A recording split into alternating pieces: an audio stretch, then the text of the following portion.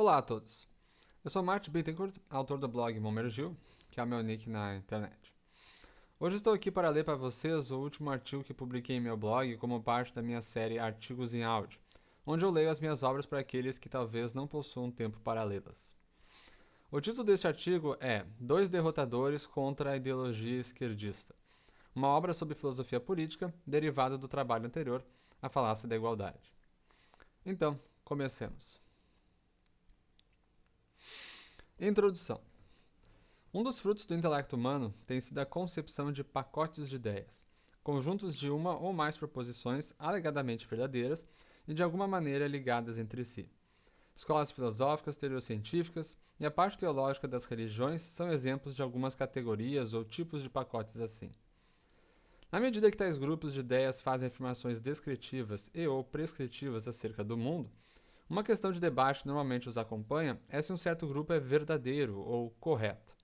Neste caso, quanto às proposições descritivas, pode-se entender genericamente que um pacote só poderá ser verdadeiro ou correto se e somente se tais proposições corresponderem à realidade como ela é. Já sobre as afirmações prescritivas, as que dizem como as coisas deveriam ser, objetivos, ou o que deveria ser feito, métodos, genericamente será necessário que seus eventuais pressupostos descritivos sejam equivalentemente correspondentes à realidade, que sejam decentemente aptas a atingirem algum alvo apresentado e que tal seja desejável. Caso contrário, se uma de suas propostas defender medidas inaceitáveis ou um alvo inaceitável, o pacote também será errado. Assim, por exemplo, o sistema econômico capitalista capitaneado pelo escocês Adam Smith contrapôs-se ao mercantilismo presente em sua época em ao menos três coisas. Descritivamente, que a riqueza de uma nação não é fruto ou igual às posses físicas de terras, ouro e afins que ela detém, mas reside também na capacidade produtiva dos seus cidadãos. E, prescritivamente, que devemos procurar implementar meios de aumentar essa capacidade produtiva, tal como a especialização de mão de obra, a fim de tornar as sociedades mais prósperas e ricas, o que seria um alvo almejável. Assim sendo, a avaliação quanto à veracidade do capitalismo passa pela avaliação dessas afirmações. Se é verdade que a riqueza de uma nação envolve capacidade produtiva dos seus cidadãos e devemos buscar uma sociedade mais próspera, e que o meio para esse fim é o aumento da produtividade por meios como especialização de mão de obra, então tem-se que o capitalismo é uma visão correta. Se, por outro lado, a riqueza for medida tão somente em terras, ou não devemos buscar maior prosperidade dos povos, ou os meios propostos, como especialização de mão de obra, são inadequados e doravante não deveriam ser adotados, a visão será dada como falha. Quando se trata dessa questão de verificar a veracidade de um pacote, se poderia entender que a refutação de qualquer uma de suas afirmações automaticamente implicaria na sua derrota. Isso, todavia, não necessariamente procede, uma vez que ideários podem conter asseverações que se distinguem entre si quanto à sua relevância para ele. Algumas propostas menos relevantes podem estar ligadas a vertentes de uma ideia principal ou derivações de teses mais importantes supostamente suportadas por argumentos de menor credibilidade. Dependente do motivo, isso implica na necessidade de se distinguir entre afirmações essenciais e não essenciais a uma tese.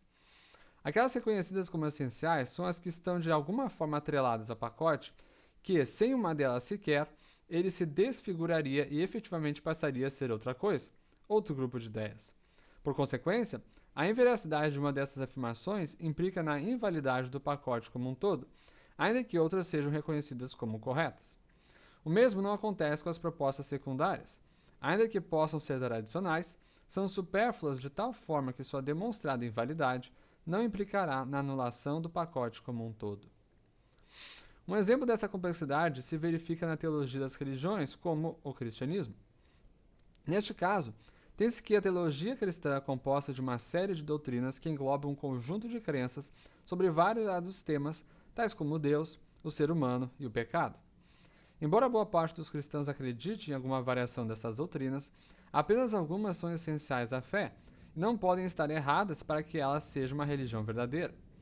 Um caso é a doutrina de Deus, que afirma existir tal ser supremo, fonte da existência do universo. Se por acaso alguém demonstrasse que tal ser não existe, então o cristianismo estaria errado numa de suas afirmações essenciais, e por consequência seria um pacote de ideias errado e uma religião falsa. Ainda que muitos ensinos de Jesus permanecessem válidos, a fé como tal teria o seu fim. Não há cristianismo sem Deus. O mesmo não ocorreria com a doutrina da inerrância bíblica, que afirma a plena veracidade dos ensinos do livro sagrado dessa religião. Se ao menos um erro qualquer fosse encontrado em tal livro, a doutrina seria refutada, porém dificilmente um cristão julgaria plausível abandonar a sua fé por causa disso, precisamente por se tratar de um relativo pormenor teológico. Ou seja, embora tradicionalmente acreditada, a doutrina da inerrância bíblica não é essencial ao cristianismo. Assim, se for identificado que um ideário possui uma afirmação não essencial, refutá-la não implicará na derrota do pacote. Se, porém, uma essencial para ele for achada inaceitável, a crença nele deverá ser suspensa. De fato, pode-se defender que basta ser demonstrado que uma asseveração essencial não é adequadamente suportada, que não há razão conhecida para crer que ela seja verdadeira, ou mesmo que não é possível saber se é verdadeira, que qualquer adoção do ideário passará a ser irracional. Em outras palavras, se o indivíduo não souber de alguma razão plausível para acreditar em uma única proposta essencial em ideário, então ele não deverá acreditar e defender tal pacote. Tudo isso dito, a relevância sobre essas deliberações e dos debates relacionados poderia ser questionada. Tal está ligada à importância que se dá para a verdade de afirmações. Uma perspectiva sugere que, longe de triviais, tais questões são importantes para o mundo porque crenças afetam as ações dos que nelas creem, trazendo consigo consequências reais para muitos. Em especial, ideias erradas, uma vez acreditadas, podem conduzir indivíduos a escolhas erradas, que, por sua vez, poderão levar às ações inadequadas que poderão trazer grandes males, dores e sofrimentos. De fato, parte dos males que já assolaram a humanidade foram derivados de crenças equivocadas, um exemplo clássico sendo o Holocausto nazista. Assim, na medida que nos for relevante evitar esses males, será relevante que se procure atestar a veracidade de um ideário antes de abraçá-lo. Caso isso já tenha acontecido, então será plausível abandoná-lo tão logo ele seja invalidado em reflexão posterior. Com isso em mente, o que segue é uma variação da veracidade de um pacote de ideias específico, a filosofia política esquerdista.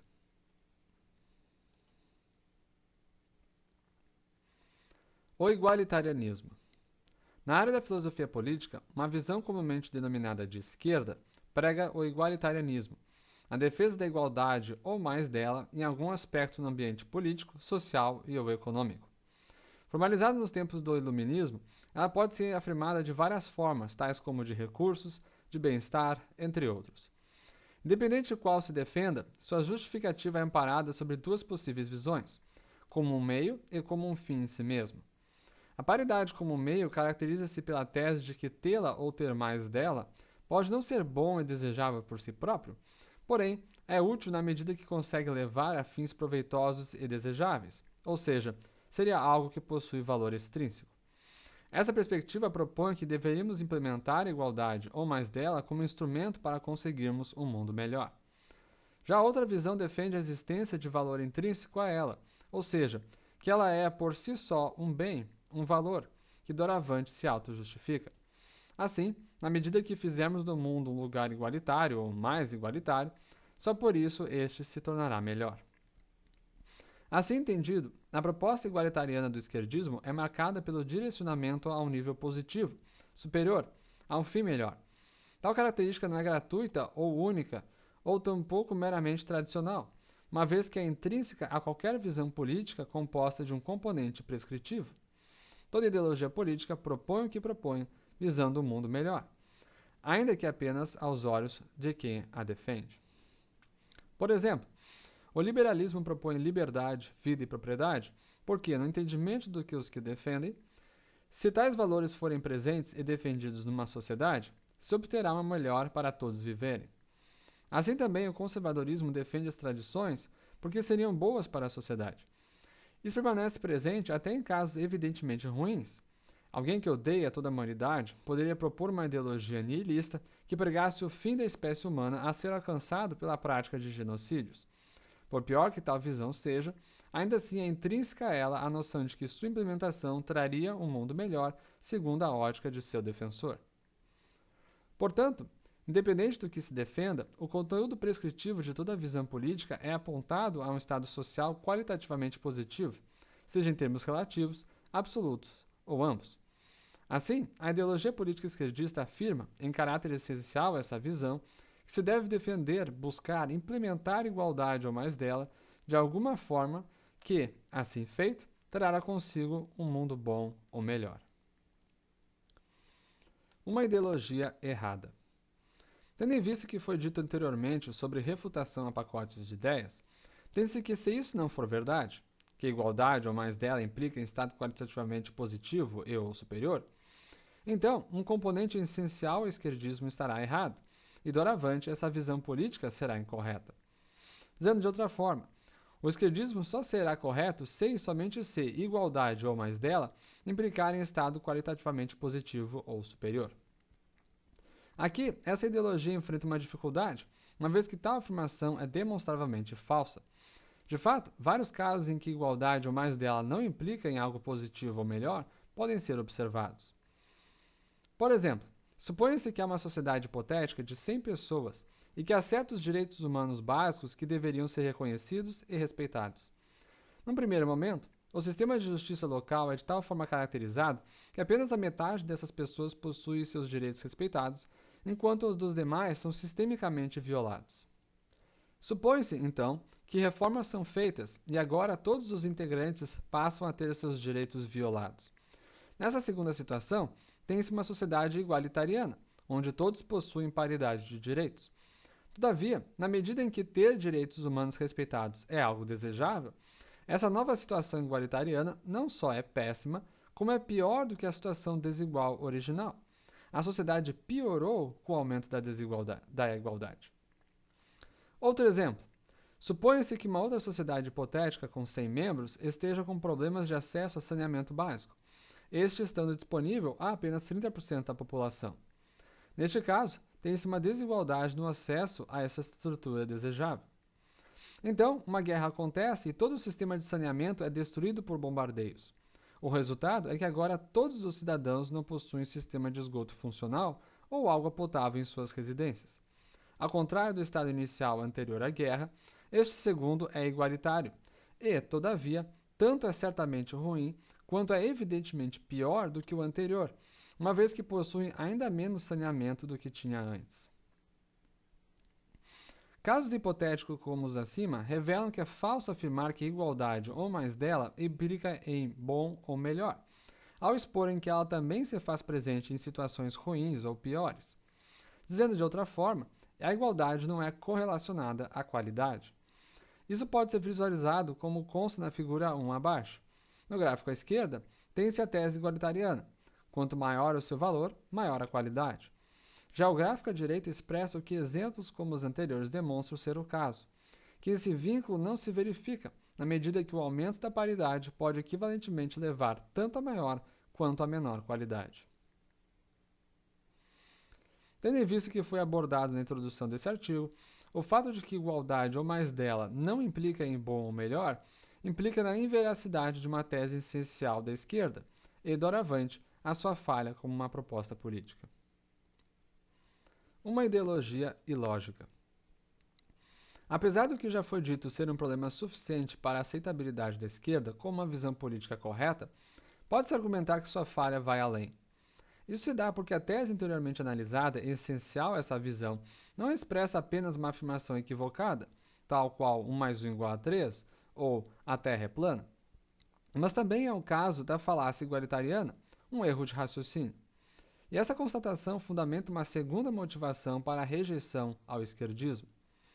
Um argumento usado como suporte racional à crença em alguma proposição será ruim, incapaz de cumprir seu objetivo, se for estruturalmente deficiente, ao possuir premissas incapazes de suportar logicamente a conclusão. Quando esse é o caso, entende-se que ele não deveria ser crido ou defendido, isto é, ele é racionalmente inaceitável. Assim, por exemplo, o motivo para o silogismo "todos os homens são mortais, Jesus é homem e, portanto, Jesus é mortal" ser aceitável é sua estrutura ser logicamente coerente. Em contrapartida, o argumento "todos os homens são mortais, Jesus é homem e, portanto, Jesus nunca existiu" não é racionalmente crível, porque sua estrutura é logicamente falha. Embora argumentos costumem ser apresentados de forma isolada ou ao lado de outros em um caso cumulativo, em defesa de uma crença, eles podem vir a ser expressos como uma tese supostamente correta em uma obra maior. Nos casos em que aquela tese for essencial a essa obra, então a aceitabilidade racional da mesma estará vinculada à do argumento. Na medida que afirmar a obra implicará em afirmar o argumento nela contida, ou seja, não há como afirmar a obra sem afirmar o argumento, então se este for racionalmente inaceitável, assim também será a obra que o afirma. Por exemplo, supõe-se uma empresa de produtos naturais que deseja persuadir potenciais clientes a consumi-los.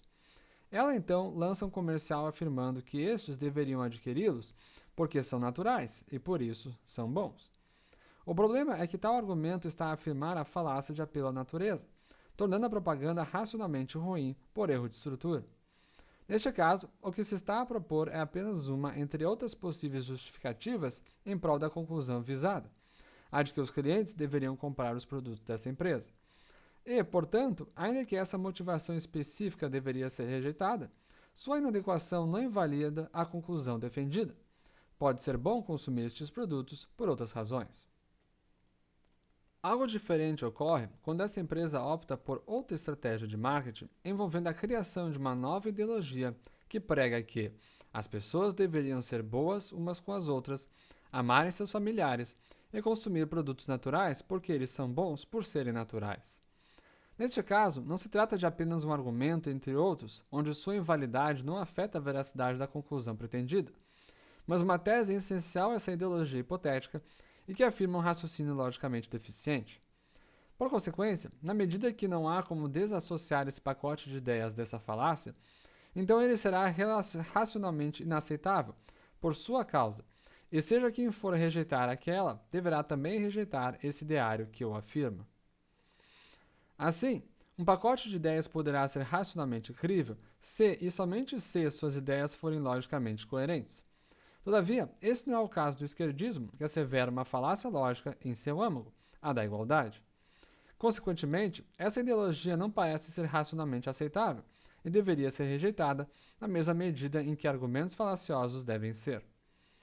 Essa conclusão implica que, diferente do que parece ser o caso de muitos ideários, o esquerdismo vai além do simples erro factual, ou de expressar afirmações incondizentes com a realidade. Ele também é logicamente deficiente. Conclusão. Nesse artigo, a visão política esquerdista foi reconhecida como um ideário que defende, em caráter essencial a ele, que o mundo igualitário ou mais igualitário seria um mundo melhor a um desigual, e que, doravante, devemos buscar uma maior paridade em nosso planeta. Também se defendeu que tal afirmação não é apenas demonstravelmente falsa, como também é uma falácia lógica, o que produziu dois derrotadores para aquela visão. Na medida da veracidade dessas observações, pode-se concluir que o igualitarianismo que visa um mundo melhor é uma visão inadequada, e crer na ideologia política que o expressa consiste numa crença contrária ao exercício adequado da razão. Quem o fizer estará errando intelectualmente tanto quanto qualquer indivíduo que acredita em qualquer teses factualmente equivocadas ou logicamente deficientes, com o agravo que, neste caso, estará errando de ambas as formas. Se tais ponderações estiverem corretas, a adequada reação pública a tais deliberações será a mesma que a devida a qualquer pacote de ideias demonstrado inadequado, o seu abandono. Assim como um cristão deveria abandonar a sua fé uma vez exposto a uma refutação da inexistência de Deus, assim também esquerdistas deveriam abandonar o seu posicionamento político em face das constatações deste artigo.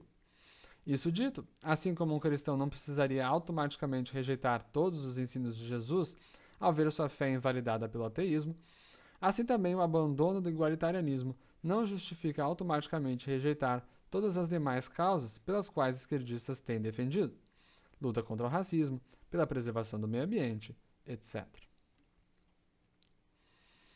Comentários. Criticar o esquerdismo por via do seu pensamento igualitariano não é uma novidade, tendo isso sido o assunto de diversas obras nos últimos séculos. Todavia, aparentemente a maioria dessas respostas tem focado em questões de valor, seja dizendo que a igualdade é irrelevante, como quando alguns afirmam que a desigualdade econômica não importa, apenas a pobreza, ou que é menos importante que outras coisas, como liberdade. Já os dois derrotadores apresentados nesse artigo apoiam uma outra perspectiva, segundo a qual os erros da ideologia é o de estar factualmente equivocada e o de ser logicamente deficiente. Assim como acontece com os pacotes de ideias, as teses aqui propostas também podem ser incorretas. Isso traz à vista a questão sobre como esta crítica poderia ser derrotada. Normalmente, entende-se que um argumento pode ser vencido apontando-se alguma falha na sua estrutura, invalidando a aceitação em uma ou mais de suas premissas, ou dando um contraponto mais forte para a conclusão oposta em casos de teses probabilísticas. Com isso em mente, a seção a seguir contém algumas críticas previsíveis, precedidas por uma análise de como se localizam em relação aos argumentos apresentados. Análise de possíveis críticas. O primeiro argumento visa demonstrar que a visão esquerdista é equivocada por asseverar essencialmente uma afirmação inverídica e pode ser resumido da seguinte maneira. Premissa 1. Se o esquerdismo afirma essencialmente uma ideia incorreta ou falsa, então o esquerdismo é falso ou incorreto. Premissa 2. O esquerdismo afirma essencialmente uma ideia incorreta ou falsa, a de que igualdade ou mais dela implica em estado qualitativamente positivo ou superior. Conclusão.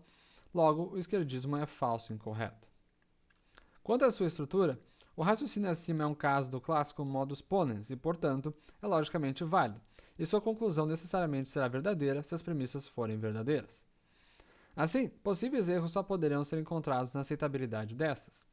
No caso da premissa 1, o que ela diz é uma tese pressuposta em muitas delas essas obras que avaliam e criticam as mais variadas teorias, correntes filosóficas e doutrinas afins, sendo, portanto, relativamente incontroversa.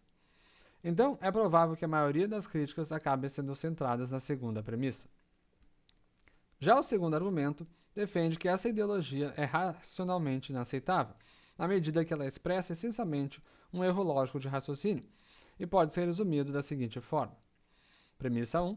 Se o esquerdismo afirma essencialmente um raciocínio inválido, então ele é racionalmente inaceitável. Premissa 2. O esquerdismo afirma essencialmente um raciocínio inválido, uma falácia lógica, a da igualdade. Conclusão. Logo, o esquerdismo é racionalmente inaceitável. Novamente, a estrutura do derrotador é um modus ponens doravante logicamente válido. Também a sua primeira premissa aparenta ser relativamente incontroversa, sendo defendida sempre que rejeita uma tese que essencialmente afirme algo que seja sabidamente falso. Então, assim como no caso do primeiro derrotador, as críticas possíveis tenderão a focar na segunda premissa. Críticas antecipadas. Ausência de essencialismo. Uma crítica possível a ambas as segundas premissas consiste na rejeição do caráter de essencial da afirmação da falácia da igualdade. Segundo essa perspectiva, a justificativa de um alvo positivo para a defesa da paridade seria apenas uma característica tradicional e não uma essencial para a esquerda.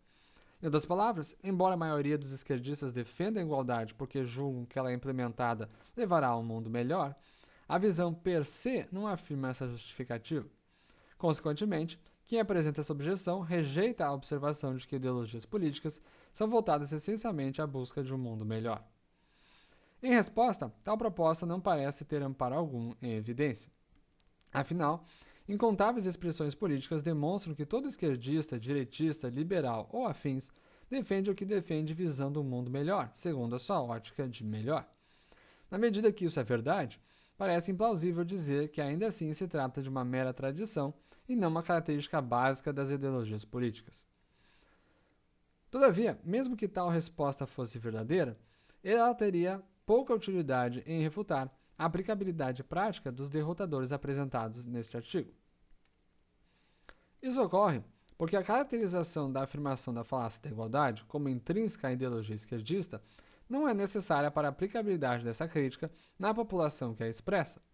À medida que um defensor dessa visão asseverar em seu intelecto que almeja e a razão por que almeja igualdade, ou mais dela, é porque assim se terá um mundo bom ou melhor, então ambos os derrotadores aqui apresentados se aplicarão a ele em seu esquerdismo. Uma vez que os únicos ditos esquerdistas intocáveis por essa obra seriam aqueles que defendem paridade por qualquer outra motivação, e que tais não existem ou são praticamente inexistentes, então os derrotadores ainda se mostrariam válidos para todos os fins práticos. A maioria, se não a totalidade, dos esquerdistas no mundo ainda deveriam deixar de sê-lo. Igualdade pontual. Outra possível objeção defende que a afirmação da presença da falácia da igualdade não consiste numa descrição correta da proposta igualitária, e, por isso, ambos os derrotadores fazem um ataque a espantalho. Segundo essa resposta, alegar que o esquerdismo defende a paridade seria uma simplificação generalista que não considera os detalhes dessa ideologia e suas vertentes. A resposta diz que as diversas correntes esquerdistas não defendem simplesmente um mundo mais igualitário, mas especificam em que áreas e de que maneiras essa paridade deveria ser caracterizada e ser implementada. Ou seja, elas não estão a defender toda e qualquer forma de igualdade ou ela por si mesma.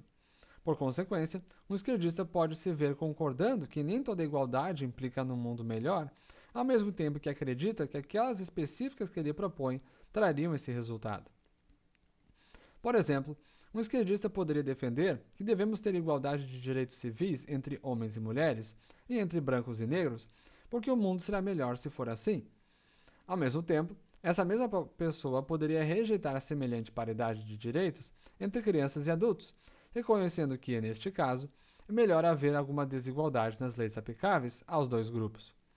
Fazendo assim, esse indivíduo estaria defendendo uma certa igualdade específica de direitos para um ou mais casos específicos, sexo, gênero e etnia, raça, sem que, automaticamente, estivesse se comprometendo com qualquer outra forma de paridade, como a econômica, ou em qualquer situação, idade. Com respeito a essa crítica, seu primeiro defeito é que essas defesas específicas da igualdade apresentam o mesmo problema existente no igualitarianismo amplo. De fato, as mesmas observações feitas anteriormente poderiam ser usadas nestes casos específicos. No exemplo dos direitos civis, pode-se conceber uma sociedade onde brancos e negros, ou homens e mulheres, possuem nenhum direito civil garantido por lei, uma situação na qual há igualdade e nem por isso a sociedade por eles composta é boa ou melhor do que uma desigual. E na medida que os casos específicos de defesa da paridade estão sujeitos ao mesmo problema que o igualitarianismo amplo, defendê-los não salvará o esquerdismo do que foi apontado nesse artigo. Segundo, alegar que há um ataque espantalho ao se generalizar a defesa da igualdade não procede, porque qualquer defesa da mesma já se enquadrará nas observações feitas nas premissas 2, seja numa forma restrita ou pontual. Isso ocorre porque os problemas apresentados são manifestos não apenas em termos absolutos, total ou completamente ausente, mas também em termos relativos, mais ou menos. Ou seja, basta a visão defender mais igualdade como implicando em estado qualitativamente positivo ou superior, que as premissas já se aplicarão. E já que qualquer implementação dessas paridades pontuais implicará num mundo mais igualitário, o dito igualitarianismo pontual, nas teses esquerdistas, não livra a ideologia da veracidade das premissas 2. Igualdade como maximização generalizada de qualidade de vida. Outra resposta possível também alega existir um certo ataque espantalho quanto ao sentido da defesa da igualdade considerado nas críticas deste artigo. Segundo esta objeção, quando se diz que se deseja paridade, não estaria se dizendo que, no tocante a uma certa propriedade social X, todos os integrantes da sociedade deveriam possuir a mesma quantidade de X. Mas, todos deveriam possuir X ao seu máximo possível ou disponível. Ou seja, igualdade significaria que todos, e não apenas alguns, deveriam se beneficiar do máximo atualmente disponível de X. Essa perspectiva estaria associada a uma visão classicista das sociedades modernas, desde a França da monarquia até os dias de hoje. Segundo essa perspectiva, as sociedades têm sido tradicionalmente compostas de grupos sociais, onde alguns destes possuem a seu dispor o melhor da sua época em saúde, segurança, educação, influência política e afins.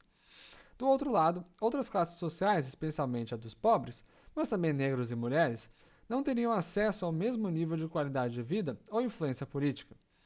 Nesse contexto de desigualdade, a crítica partiria da parte dos menos favorecidos e de seus aliados ideológicos, que não estariam preocupados com a distância entre os menos e os mais favorecidos per se, mas tão somente desejando que todos os cidadãos desfrutassem do bom e do melhor existente em sua época.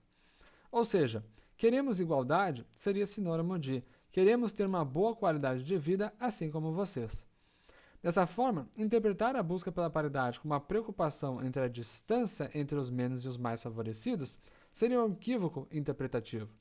Como esse é o sentido pressuposto nesse artigo, então suas críticas não se aplicariam ao esquerdismo.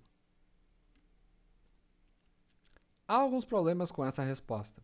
O primeiro é que, na melhor das hipóteses, essa interpretação dos anseios esquerdistas não se aplica ao que muitos dos defensores dessa ideologia realmente defendem.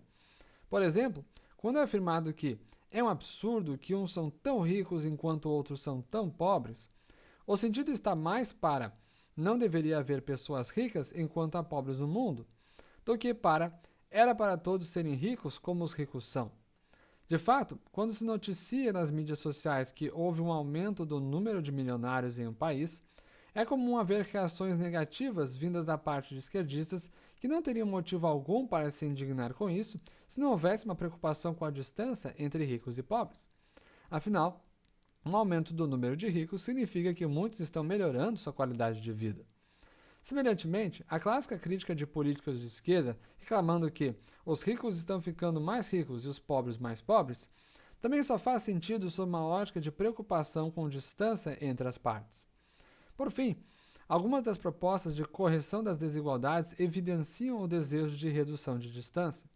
Este é o caso das taxações sobre fortunas e heranças, como proposto por Thomas Piketty, e outros, em uma medida que não visa apenas lutar pelos desfavorecidos, enquanto os abastados são deixados com seus bens, mas reduzir a distância entre ambos. Assim, ainda que alguns esquerdistas possam estar defendendo a paridade em acordo com a lógica dessa crítica, essa de forma alguma representa o que todos estão a defender.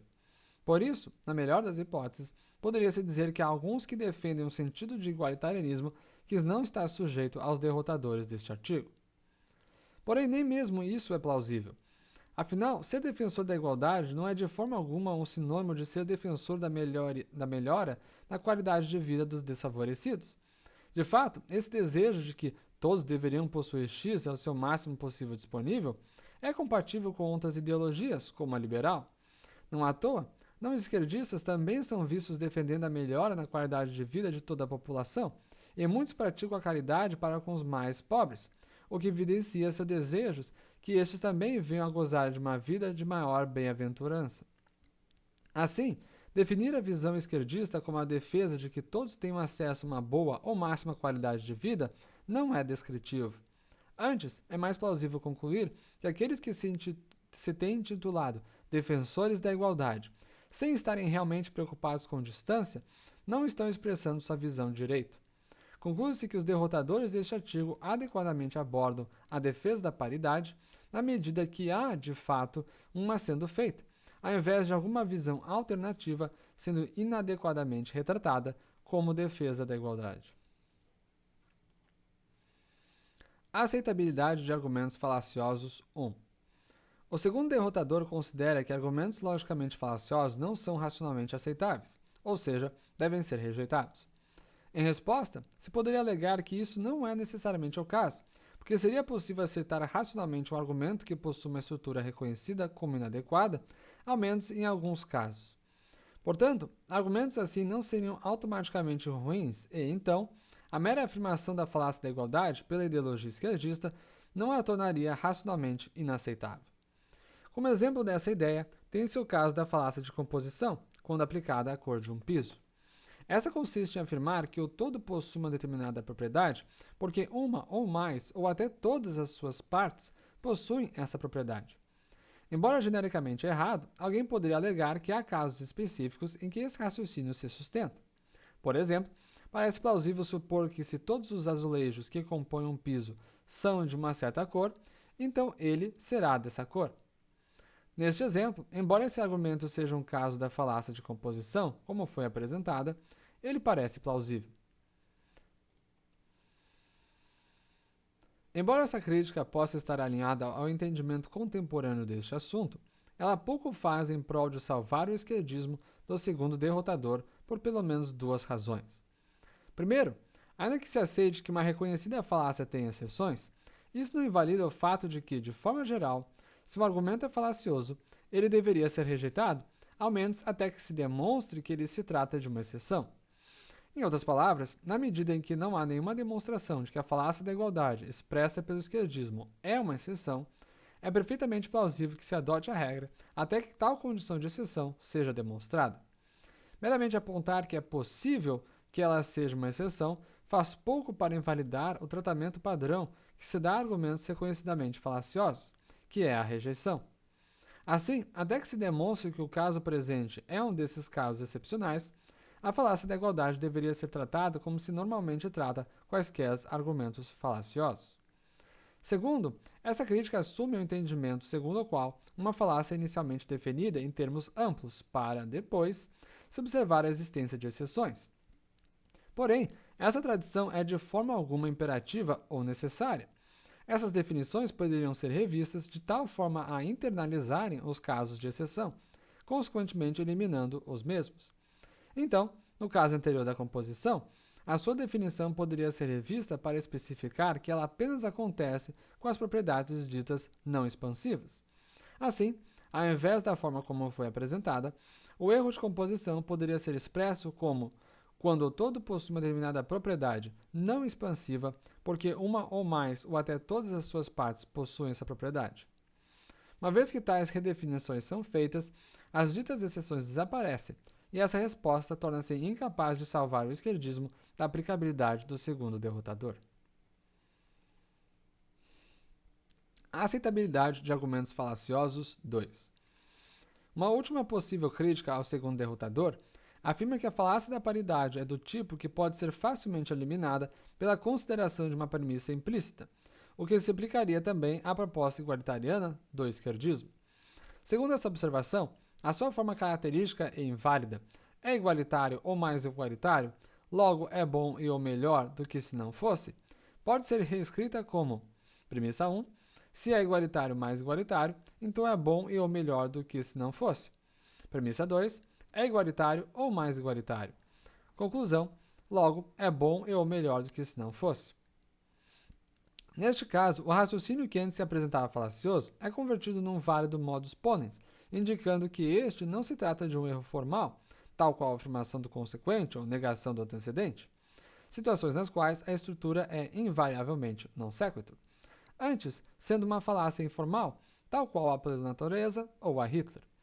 A consequência dessa observação seria de que, em última instância, o segundo derrotador falharia ao apontar para a existência de uma falha lógica, onde, no máximo, haveria uma falha de premissa, a implícita. Em outras palavras, se há algum erro no esquerdismo, esse não seria lógico, mas tão somente o de afirmar algo falso, a questão da qual o primeiro derrotador já trata. Assim sendo, essa crítica avalia que o segundo derrotador falha ao tratar um raciocínio inválido por simplificação como se o fosse essencialmente. Indo além, ela ainda poderia acusar que o seu uso acabaria por violar o princípio da caridade, segundo a qual um argumento, ou tese, deve ser tratado em sua melhor forma. Neste caso, essa sendo aquela que possui estrutura lógica válida e considera a sugerida premissa implícita. Apesar de poder ser a resposta mais forte à crítica lógica do esquerdismo, essa proposta faz pouco para salvar essa ideologia do derrotador em questão. Isso se deve porque a natureza informal da falácia da igualdade não elimina a sua rejeitabilidade racional, isto é, qualquer raciocínio que o expressar continuará a ser racionalmente inaceitável, independente do que tratamento que for dado, ou que deveria ser dado, a alguma premissa implícita. De fato, tanto é assim que a resposta tradicional a raciocínios informalmente falazes não envolve análise factual de premissas implícitas, mas tão somente a sua exposição seguida de rejeição. Por exemplo, quando alguém expõe um argumento que comete o erro de apelo ao naturalismo, a resposta que se lhe é dada não é a de explicitar a premissa implícita e proceder com um debate sobre sua veracidade que de alguma forma anularia a rejeição àquele argumento em termos lógicos. Antes, o que se faz é apontar que este comete a falácia e se o rejeita.